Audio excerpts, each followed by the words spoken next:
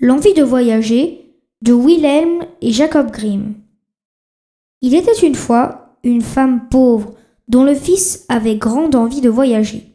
« Comment veux-tu partir en voyage ?» lui dit sa mère. « Nous n'avons pas un sou que tu puisses emporter. » Mais le fils répondit. « Cela ne fait rien, mère, j'arriverai bien à me débrouiller. Et d'abord, je n'arrêterai pas de répéter « pas beaucoup, pas beaucoup ». Il s'en alla et marcha un bon bout de temps en répétant sans cesse « pas beaucoup, pas beaucoup ».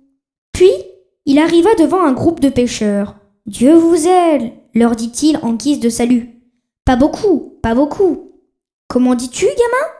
Pas beaucoup ?» Et quand ils ramenèrent leur filet, il n'y avait vraiment pas beaucoup de poissons dedans. Alors ils t'attrapèrent un gourdin et lui font dire ce qu'ils pensent sur le malheureux dos du garçon.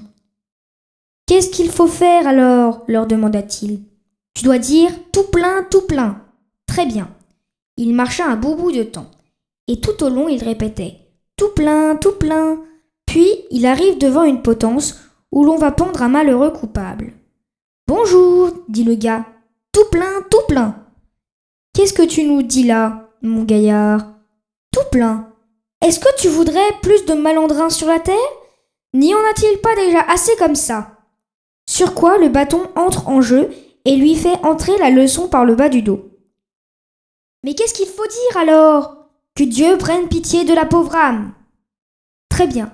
Que Dieu prenne pitié de la pauvre âme. Que Dieu prenne pitié de la pauvre âme. Et avec ce refrain, il fait encore un grand bout de chemin.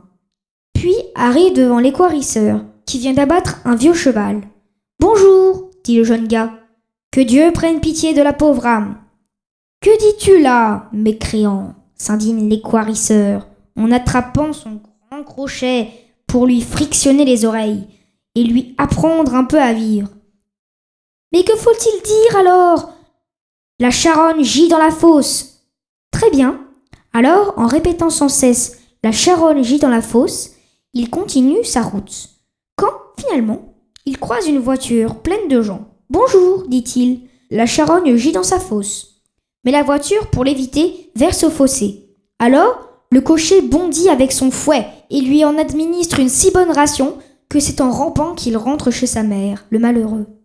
Et de sa vie, il n'a plus envie de voyager.